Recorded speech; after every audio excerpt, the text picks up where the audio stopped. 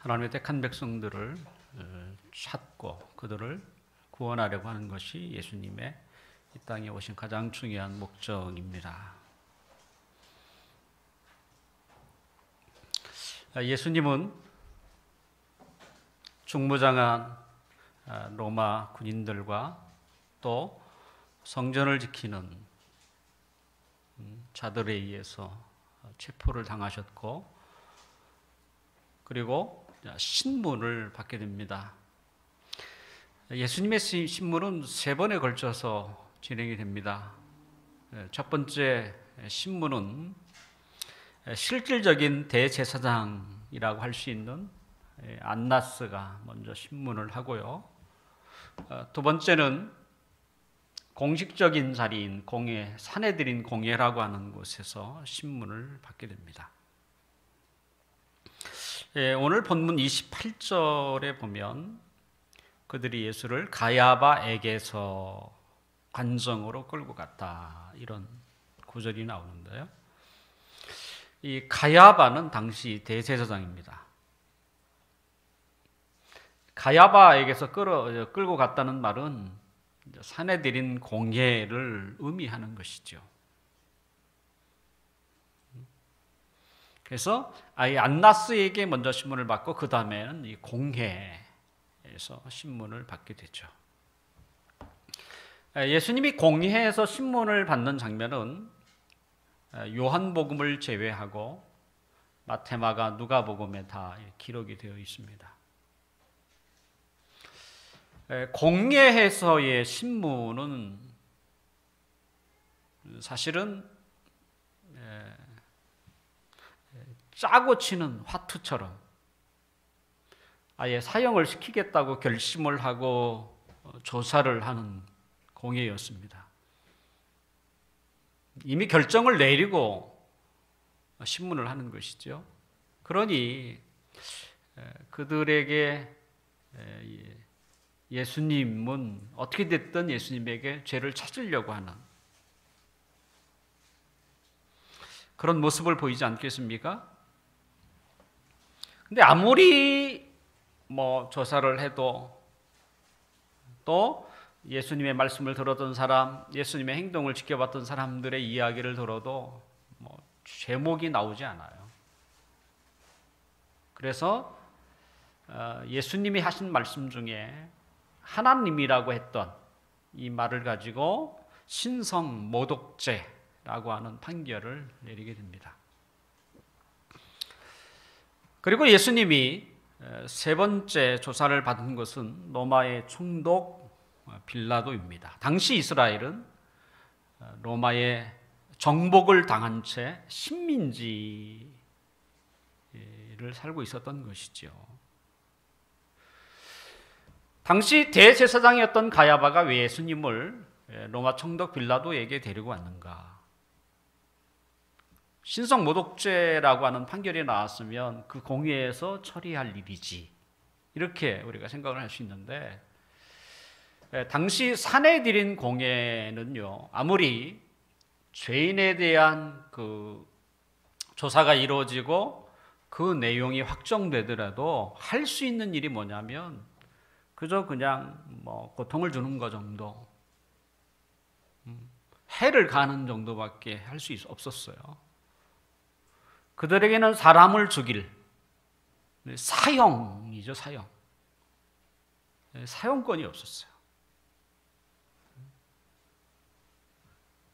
그런데 이 공회에 참여하는 사람들은 이미 예수님을 죽이기로 작정한 사람들 아닙니까?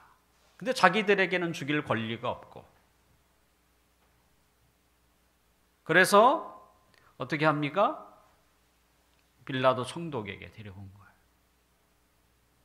그런데 빌라도 총독은 로마 사람이에요. 이스라엘 사람들이 아니에요. 각 나라마다 종교가 있듯이 이스라엘에도 유대교라고 하는 종교가 있고, 근데 그런 종교에 대해서는 관심이 없는 사람 아닙니까? 그러다 보니까 이 사내들인 공회가 예수님을 넘길 때의 죄명이 뭘까? 그들은 신성 모독죄라고 했지만 이건 종교적인 법이잖아요. 그래서 그들이 고발한 내용은 종교적인 죄가 아니고 정치적인 죄였습니다. 분명히 자신들의 결정은 신성 모독죄인데 실제적으로 예수님의 죄명으로 뭘 했느냐? 정치적인. 그러니까 예수라고 하는 이자가 이스라엘 백성들의 왕으로 자처하면서 사람들을 선동한다는 거예요. 이것이 죄명이에요. 정치적인 죄죠. 근데 이게 사실이라면 빌라도는 가만히 있을 수가 없죠. 왜냐하면 로마가 그의 식민지, 정복한 나라의 식민지의 총독을 파견할 때는 왜 총독을 파견하겠습니까? 그 나라 사람들이 누구에게 압박을 받으면 얼마나 열이 납니까? 하물며 잔소리도 계속 들으면 화딱지 나잖아요. 그러니까 나이 먹을수록 좀 이렇게 입을 줄여야, 말수를 줄여야 돼요.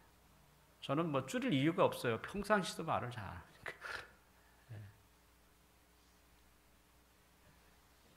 그래서 어른들이 하는 말이 있지 않습니까? 나이 먹으면 말은 좀 줄이고 주머니는 열라고. 제가 보니까 우리 김기순 어르신이 아주 그냥 대표적인 분이세요. 말을 잘 안 하세요.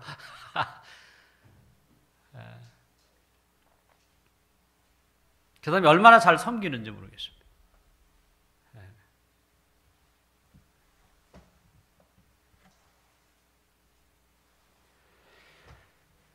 그래서 누군가로부터 그렇게 자꾸만 잔소리 듣고 또 간섭을 받으면 누가 좋아하겠습니까? 좋아할 사람은 없습니다. 그리고 그 잔소리로 그 사람이 변화된다면 뭐 할 수도 있겠죠. 근데 사람은 잔소리로 변화되지 않아요. 여러분도 보세요. 여러분 잔소리 계속한다고 여러분들이 변화될 것 같아요? 그렇게 되지 않더라. 그러니까 사람이 만만치 않습니다. 나이가 적다고 해서 되는 게 아니에요. 죽어라고 게임은 그만해. 맨날 게임 그만해도 안 변해요. 차라리 자신이 변해야 돼. 내가 이제부터 그 얘기를 안 할 거야. 자신이 변하는 게 훨씬 더 쉽다고 느껴질 만큼. 로마가 이스라엘 사람들이 식민지 생활을 하니 억압을 받고 있으니 얼마나 힘듭니까? 그러니까 그들이 막 폭발할 수 있잖아요. 일명 데모를 일으킬 수 있어요. 그래서 그 데모가 일어나지 않도록. 그래서 보낸 게 총독이에요. 빌라도는 이스라엘에서 최고의 권위가 있는 공회에서 고소를 했기 때문에 어쩔 수 없이 그는 조사를 해야 했습니다. 자, 그가 물었던 그 신문의 첫 번째 죄명이 뭘까? 무엇을 물었을까? 오늘 본문 33절을 함께 읽어볼까요? 33절 시작. 이에 빌라도가 다시 관정에 들어가 예수를 불러 이르되 내가 유대인의 왕이냐? 내가 유대인의 왕이냐? 왜냐하면 공회가 예수님을 그렇게 고발했거든요. 이 사람이 자칭 왕으로 해서 지금 사람들을 선동해서 그리고 물러나게 해서 로마에 대해서 대항하도록 데모를 일으킨다는 거 아닙니까? 그러니까 빌라도가 예수님에게 물었던 게 뭐겠습니까? 내가 유대인의 왕이냐? 유대인의 왕이냐? 그런데 지금까지 예수님은 한 번도 자신을 유대인의 왕이라고 말한 적이 한 번도 없었어요. 자신이 하지도 않는, 한 번도 하지 않은 말을 가지고 고소를 당했으니 어처구니가 없는 일이죠. 하지만 종교 지도자들은 어떻게 됐든 예수님을 정치적으로 엮어서 빌라도의 손을 빌어 그를 죽이려고 하는 것이죠. 또 그렇게 자기들이 계획한 대로 예수님을 죽이려면 정치적인 단어가 필요하죠. 그것이 무엇인가? 왕이라는 단어입니다. 왕, 대통령, 총리가 됐든 이 말은요 정치적인 단어예요. 최고 권력자를 얘기하지 않습니까? 왕은 통치자죠. 그런데 우리가 조금 더 자세히 생각해 보면 이 식민지에 왕이라고 하는 사람이 과연 뭐 힘이라도 있겠습니까? 설령 왕이라고 한다고 할지라도 우리나라가 일제 식민지 때에 우리나라에도 왕을 뛰어넘는 황제가 있었잖아요. 고종 황제. 그런데 무슨 힘이 있었겠어요? 고종 황제에게. 그 일본의 36년간 식민지를 받고 있을 때 그에게는 힘이 없었어요, 사실. 조선 땅에 파견된 일본의 총독이죠. 그가 가장 큰 힘을 가지고 있었죠. 예수님은 왕이라고 말한 적이 한 번도 없었습니다. 근데 지금 빌라도가 그에게 내가 유대인의 왕이냐라고 묻잖아요. 더군다나 이 자리는 어떤 석입니다. 재판석 아닙니까? 어쩌면 마지막 최후의 결정을 내리는 대법원과 같다고 할 수 있어요. 이미 두 번의 신문을 받고 이제 최종적인 결정을 기다려야 하는 대법원의 분위기. 혹시 여러분들은 법원에 갔다 오신 분이 있는지 모르겠지만 법원의 분위기, 저도 법원 몇 번 갔습니다. 분위기가 좀 엄숙해요. 그 자리가.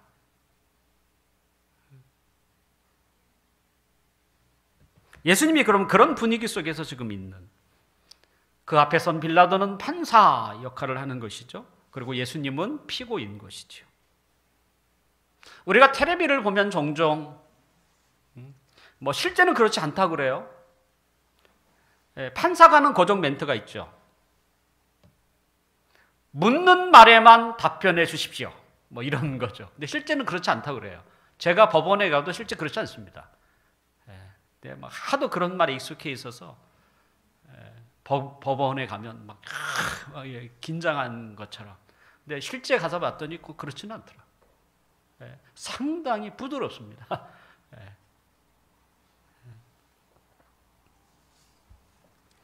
예수님은 이런 빌라도의 딱딱한 판사로서의 그 질문 아닙니까? 내가 유대인의 왕이냐? 근데 예수님은 어떻게 그것을 대하셨을까 궁금하지 않습니까? 그런데 예수님은 진지한 대화를 하는 것처럼 그를 대하세요.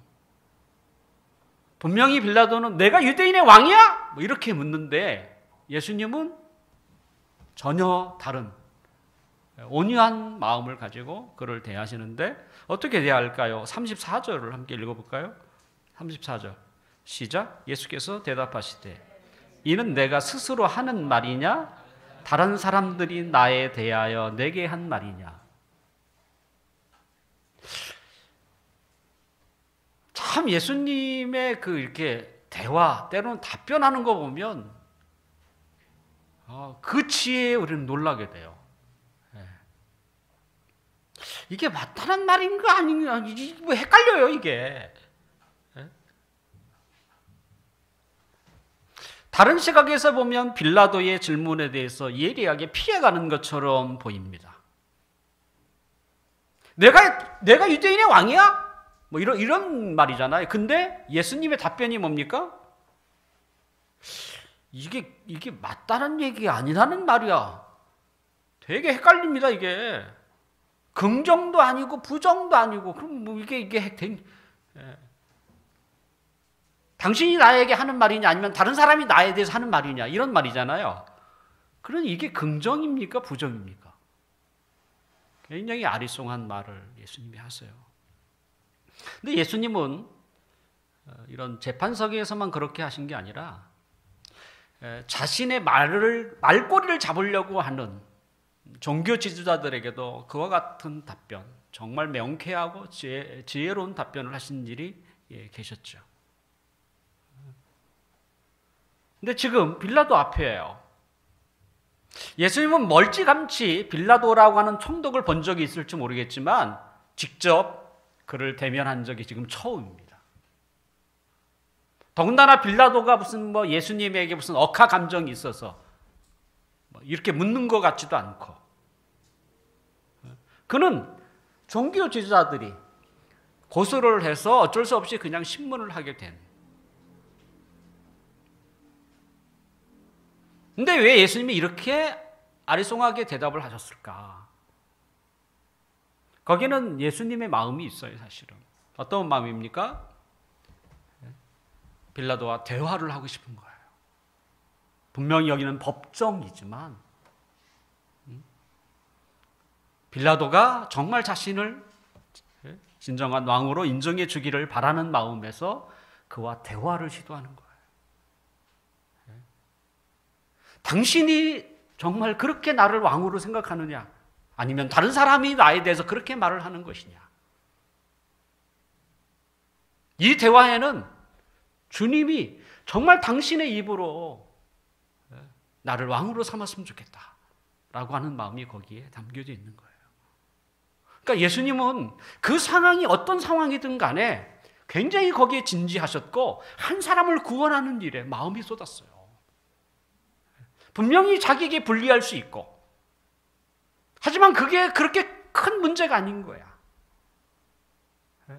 나 한 사람을 살리려고 하는 그 주님의 마음이 거기에 늘 그러셨던 것 같아요.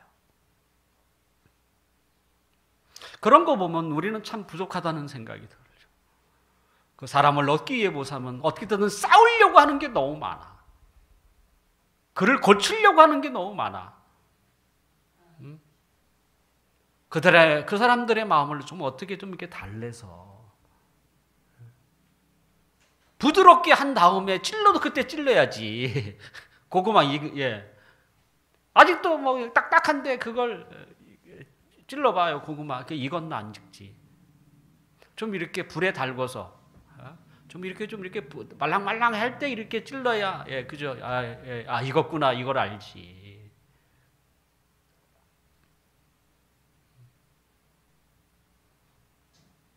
그러니까 우리가 그런 부분에서는 좀 이렇게 예수님으로도 배워야 하는 것이죠. 내가 지금 대화하는 사람에게 일단 그들의 마음을 어떻게 해요? 부드럽게 하는 작업이 먼저 있어야죠. 정말 그를 위한다. 왜냐하면 사람은 제가 그랬잖아요. 단순하지 않다. 그의 마음이 부드럽지 않으면 받아들이지 않아요. 어떤 말을 해도 설령 그 사람이 내가 죽어도 안 받아들여요. 그게 인간이야. 근데 그걸 너무나 주님은 너무 잘 알고 계셨던 거죠. 그래서 이런 작업이 우리에게는 좀 필요하다. 예수님은 그런 부분에 대해서 달인이셨던 것 같아요. 저는 그게 잘 안 돼요. 그래서 많이 배우고 있습니다.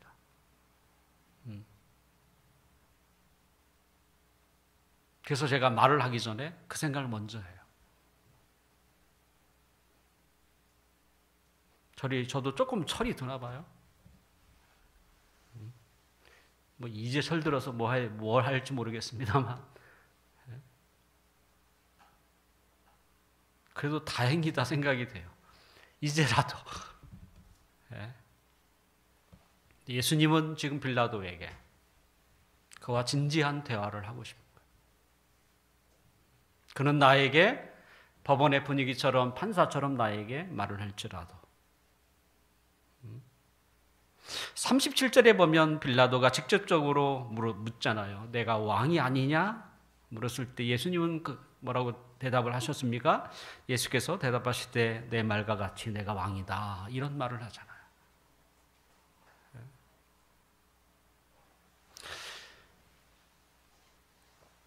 예수님은 한 번도 지금까지 자신이 유대인의 왕이라는 말을 하지 않았지만,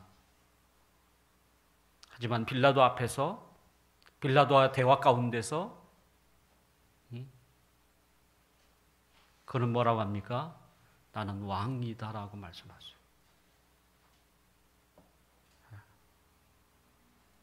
아마 우리가 그냥 성경 구절을 읽으면 잘 모르겠지만 내가 왕이다라고 했을 때 예수님의 그 포스라고 하잖아요. 우리가 그 위엄이 아마 있지 않았을까.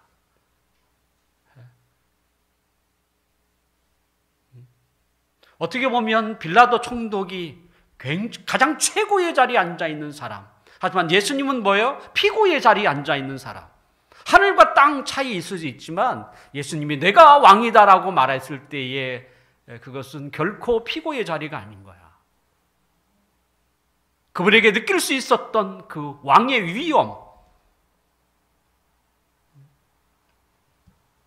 예수님은 왕이세요. 단지 유대인의 왕이 아니에요. 그는 유대인뿐만 아니라 모든 이방인의 왕이세요. 하지만 유대인이든 이방인이든 오랜 세월 동안 그들의 왕이 하나님이라는 사실을 아는 사람들은 잊고 살았어요.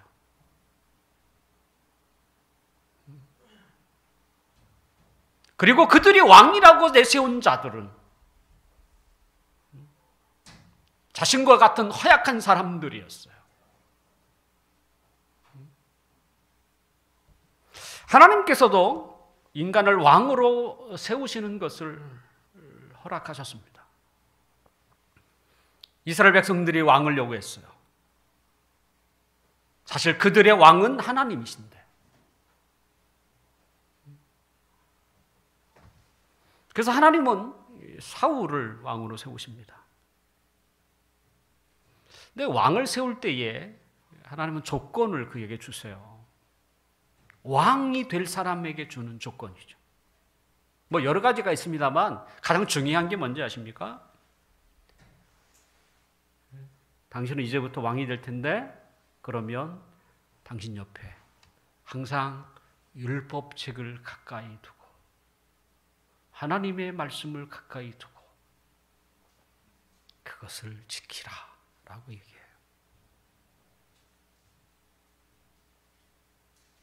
뭐 지금은 그렇지 않지만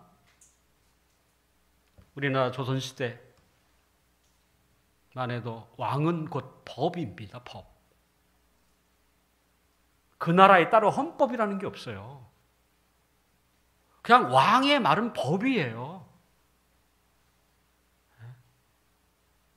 그래서 왕은 누구의 말들도 듣지 않습니다. 왜? 자신이 법이기 때문에. 자신이 이렇게 얘기하면 그게 법이 되는 거예요.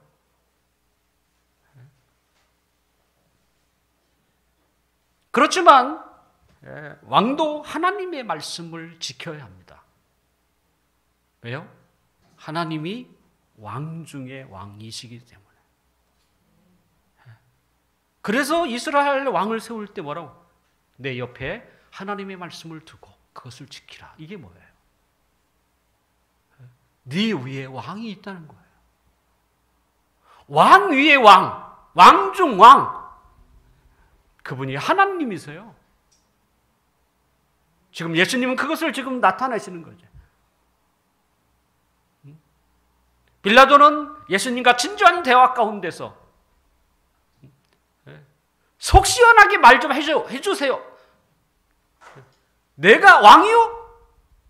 예수님이 뭐라고 합니까? 내가 왕이다.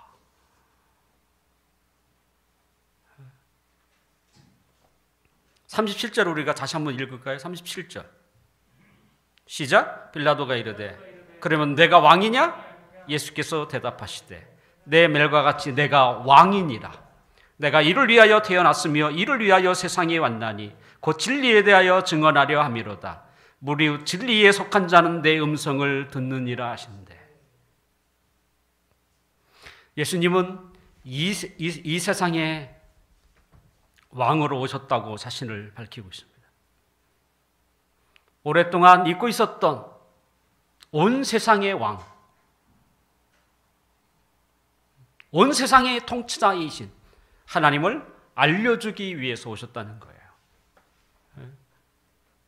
예수님도 하나님의 아들이기에 왕이죠. 왜 세상이 그들의 진정한 왕이신 하나님을 잊고 있었습니까? 그 하나님을 잊고 왜 자신과 같은 연약한 자를 대통령으로, 때로는 총리로, 때로는 왕으로 세웠을까요? 그들의 눈이 어두웠기 때문에 못 본 거죠.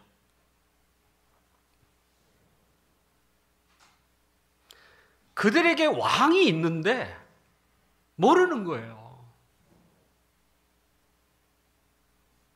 눈이 어두운 거죠. 눈만 뜨면 뭐예요? 보이지 않는데.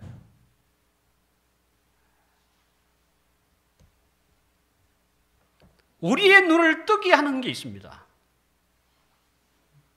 그것은 진리입니다. 사람은 진리가 아니면 눈을 뜨질 못해요.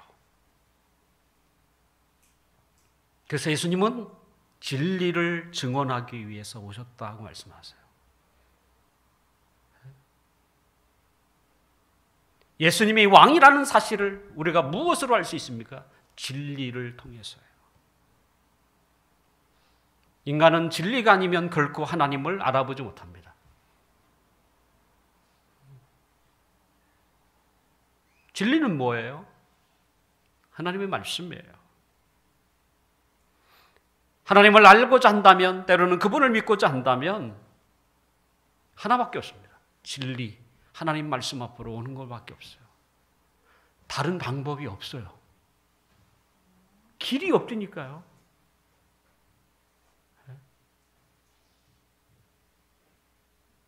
하나님은 오직 이 길밖에 남겨두지 않았어요. 왜냐하면 사람의 어리석음을 깨우치는 것은 진리밖에 없어서.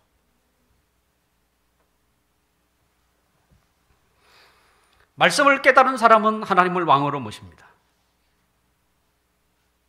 그리고 그분의 다스림을 받아요.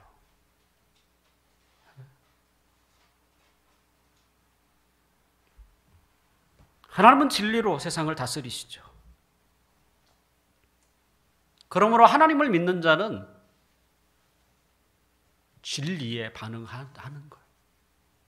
왜? 하나님이 진리이고 그분의 말씀이 진리이기 때문에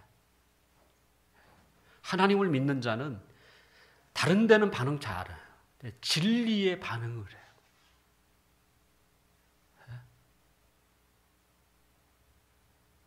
근데 하나님의 말씀이 진리예요.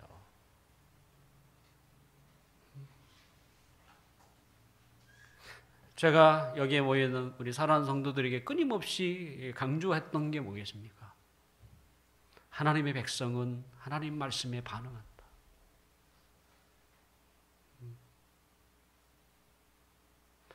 그래서 제가 제일 의심스러운 게 뭐냐면 하나님 말씀에 반응하지 않는 사람을 보면 가장 의심해요, 제가.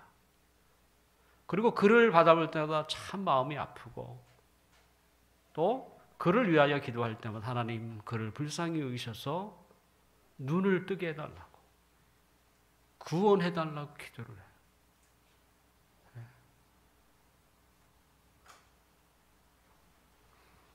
우리에게 말씀을 사모하는 마음이 있습니까? 그리고 말씀을 듣고 깨닫는 것이 있습니까? 말씀은 읽는다고 깨달아지지 않습니다. 그 말씀의 저자이신 성령님의 도움을 받아야 돼요. 그래서 성경을 읽을 때에는 반드시 기도가 전제되어 있어야 돼요.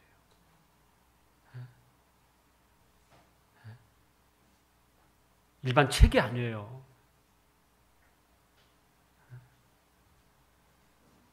그래서 말씀을 읽을 때는 반드시 성령 하나님, 이 말씀을 잘 깨달을 수 있도록 나를 도와달라.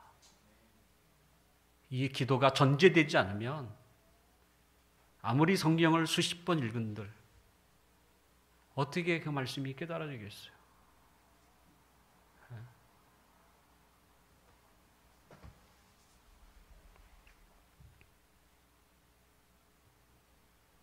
말씀만이 우리를 하나님 앞으로 우리를 인도하십니다. 그분을 여러분의 왕으로 모시기를 주님의 이름으로 축원합니다. 우리가 투표로 뽑은 왕, 때로는 대통령, 때로는 총리, 그들의 역할이 뭐예요? 그들은 범죄를 막고 전쟁을 방지하며 또 질서를 유지하는 일을 해요. 그거예요. 우리는 너무 많은 걸 요구하잖아요. 그분이 나의 생활을 책임져 줬으면, 나의 삶을 조금 더 빛나게 해줬으면. 근데 대통령은 그 일을 하는 사람이 아니에요. 할 수도 없어요. 우리에게 그와 같은 것들을 해줄 수 있는 분은 우리의 진정한 왕, 우리의 참된 대통령 하나님밖에 없습니다. 우리의 삶을 밝게 만드시는 분.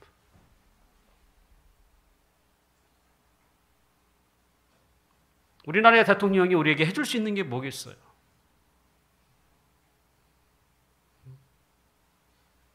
우리의 삶을 다스리는 분이 아니에요.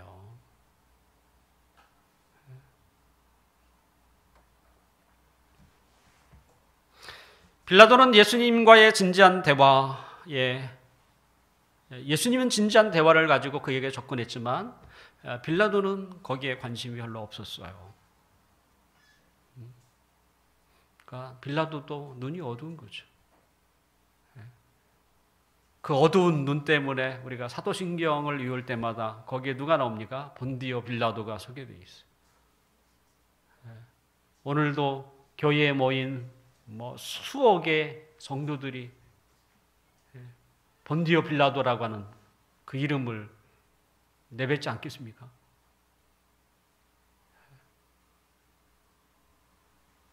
가장 불행한 사람 아닙니까? 2000년 동안 얼마나 많은 사람들이 신앙 고백하면서 본디오 빌라도, 예수를 죽인 사람으로 기억하고 있을까요? 고작 빌라도와 예수님의 만남은 잠깐이었어요. 잠깐. 하지만 빌라도의 눈이 어두운 것 때문에 그는 2000년 동안 계속, 주님이 오시는 그날까지 계속 그의 이름이 불려질 거예요. 예수님을 알아보지 못한 거죠. 왕 되신 주님.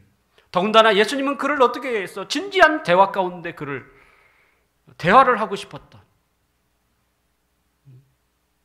하지만 빌라도는 예수님의 말씀 앞에 그는 눈을 감았던 것이지요.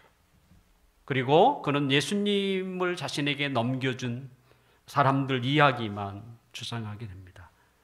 36절을 함께 봅시다. 시작. 예수께서 대답하시되 내 나라는 이 세상에 속한 것이 아니니라. 만일 내 나라가 이 세상에 속한 것이었다면 내 종들이 싸워 나로 유대인들에게 넘겨지지 않게 하였으리라. 이제 내 나라는 여기에 속한 것이 아니니라. 빌라도는 너희 나라 사람들이 너를 넘긴 거야 라고 이야기할 때 예수님이 지금 방금 읽었던 이야기를 하세요. 내 나라는 여기에 있지 않다라는 것이죠.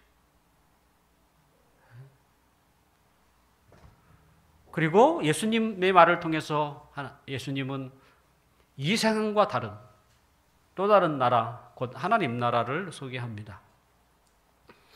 그분이 소개하는 하나님의 나라는 어떤 나라입니까? 아까 우리가 불렀던 찬양에도 뭐 거룩한 길 다니리, 거기에도 그런 표현들이 많이 나옵니다만, 이 세상 나라와는 구별되는 나라죠. 하나님이 온전히 통치하는 나라. 우리가 이해할 수 없을 만큼 더 이상 해와 또 달빛이 존재하지 않아도 하나님의 영광이 환하게 비추는, 성경에도 하나님 나라는 밤이 존재하지 않는다 이렇게 얘기를 해요. 그렇다고 해가, 왜 우리에겐 밤이 있죠? 자전 때문에 있는 거잖아요.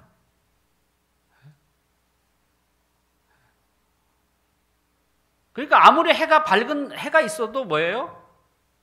어쩔 수 없이 밤을 맞이하게 되는. 왜냐하면 지구가 둥글기 때문에. 천상, 그 빛은 어떻게 한쪽만 비출 거 아니에요. 반대편은 어두울 거 아니야. 근데 하나님 나라는 그런 게 아니에요. 하나님의 영광이 늘 지지 않는. 그래서 밤이 없는 곳. 밤이 없다는 게 뭐겠습니까? 지금 가을이라 감에서부터 얼마나 많은 과일들이 막 쏟아져 나옵니까? 성경에 보니까 밤이 없어요. 그러니까 그 과실들이 얘들이 때가 없어요. 수시로 열려. 우리가 상상이나 할 수 있는 그런 나라겠습니까? 그러니까 진짜 먹을 것이 풍부하다, 아마 이런 표현을 그렇게 표현한 것 같아요. 밤이 없고, 밤만 없나요? 병이 없고, 늘 고민했던 우리의 문제들이 없는 곳, 하나님의 평강이 늘 살아있는 곳, 그것이 하나님 나라. 예수님은 자신이 왕으로 있는 나라가 하나님 나라라고 지금 밝히고 있어요. 그 다음에 그 나라를 지키는 군인이 누구겠습니까? 천군 천사죠. 이 세상의 군인하고는 상대가 되지 않아. 아수르가 이스라엘을 포위한 적이 있습니다. 그들의 군인만 18만 5천 명이에요. 하나님께서 천사 한 명을 보냈습니다. 그 한 명이 18만 5천 명을 다 죽였어요. 성경의 기록에 보면. 한 명이, 한 천사가 18만 5천 명을 죽인 거예요. 그러니까 하늘의 군대를 이 세상의 군인들이 상대할 수 없는 것이죠. 그래서 예수님이 그 얘기 하신 거잖아요. 내가 이 세상에 속한 이였다면 내 종들이 싸워서 유대인들에게 넘겨주지 않았을 것이다. 예수님은 자신의 하늘 군대를 동원하지 않고 스스로 잡히신 거예요. 그렇다면 하나님의 나라는 이 세상의 나라와는 무관한 나라일까? 하나님의 나라는 이 세상의 나라와는 무관하지 않습니다. 이 세상의 나라 사람이라고 할지라도 진리, 하나님 말씀에 반응하는 사람, 그래서 하나님 말씀을 믿고 또 예수님을 믿는 사람은 어떻게 해요? 하나님의 나라에 들어갈 수 있어요. 하나님의 통치를 받을 수 있다는 것이죠. 다른 말로 하면 하나님 나라의 시민권을 얻게 되는 것이죠. 예수님은 그 일 때문에 이 땅에 오신 거예요. 하나님의 왕이신 예수님이 이 땅에 오신 게 뭐겠어요? 진리로 어두운 인간의 눈을 밝혀서 우리의 진정한 왕이 하나님이라는 사실을 그들에게 알리고, 뿐만 아니라 그 하나님을 믿음으로 하나님 나라의 백성으로 삼기 위해서 오신 거예요. 아무리 이 세상이 좋은들, 이 세상에는요 가진 거에 의해서 차별이 존재하고 때로는 격차가 심한 게 얼마나 많습니까? 한마디로 공평과 공의가 제대로 시행되지 않는. 하지만 하나님의 나라는 공의의 나라예요. 원래 진리라는 말은 공의도 같은 말이에요.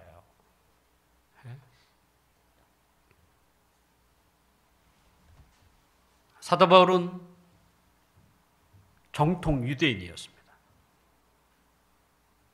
그런데 그는 로마의 시민권도 가졌어요. 한마디로 이중국적이죠.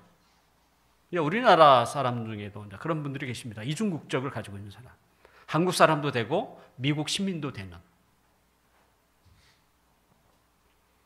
바울은 유대인의 시민권뿐만 아니라 당시 최고의 나라인 로마의 시민권도 가지고 있었습니다. 로마의 시민권을 가지고 있다는 말이 뭡니까? 상당히 많은 권리를 갖게 되는 거예요. 그러니까 아무나 신문도 하지 않고 자기를 벌할 수 없습니다. 로마의 시민권을 가지고 있으면. 그리고 언제든지 로마의 황제 가이사에게 재판을 받을 수 있는 권리가 그에게 있었습니다. 그래서 돈 많은 사람들은 로마의 시민권을 사려고 많은 돈을 지불하기도 하고, 또한 로마의 시민권을 얻기 위해서 로마의 군인으로 자처해서 다른 나라를 정복하는데 그래서 공을 세우기도 했습니다. 그만큼 이 권리가 굉장히 중요했어요. 바울에게 있어서 로마의 시민권을 가졌다고 하는 것은 자랑스럽고, 뿐만 아니라 많은 사람도 로마의 시민권을 부러워했습니다.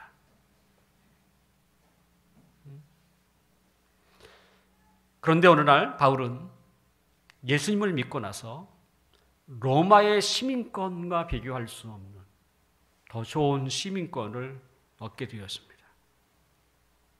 그가 얻은 시민권이 어떤 시민권일까? 그는 빌립보서 3장 20절에 보면 내가 가지고 있는 시민권은 하늘의 시민권이라고 이렇게 고백을 해요.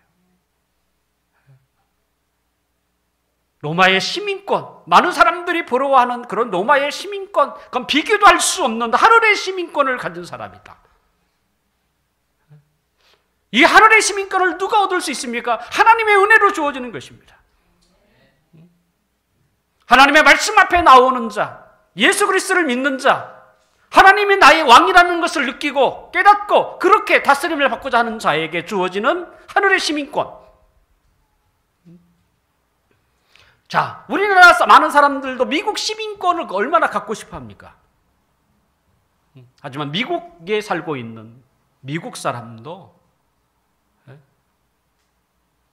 늘 힘들어해요. 그들에게도 평강이 없다고 아우성치고 있는, 아무리 최고의 이 세상의 시민권이라고 할지라도 그들이 간절히 원하는 것을 주지 못합니다. 우리가 기대하고 바랄 수 있는 것을 줄 수 있는 것은 오직 하나님을 왕으로 모시는 하늘나라의 시민이 되는 것.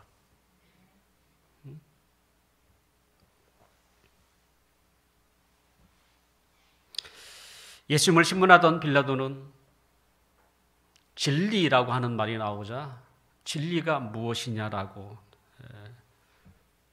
다시 예수님께 질문하고 예수님으로부터 답변도 듣기 전에 그 자리를 떠나요.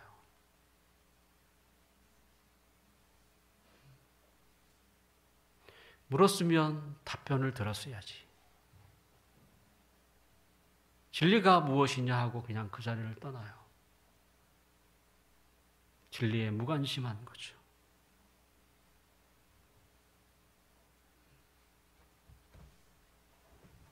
예수님은 진리이시고 또 진리로 다스려지는 하나님 나라의 왕이십니다.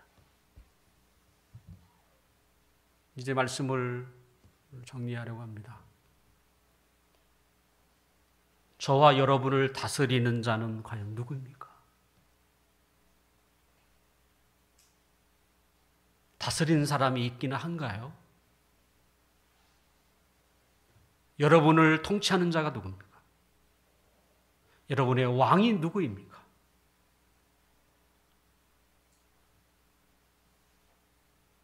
어떤 왕을 두었느냐에 따라서 우리의 마음 상태, 우리의 생활이 달라져요.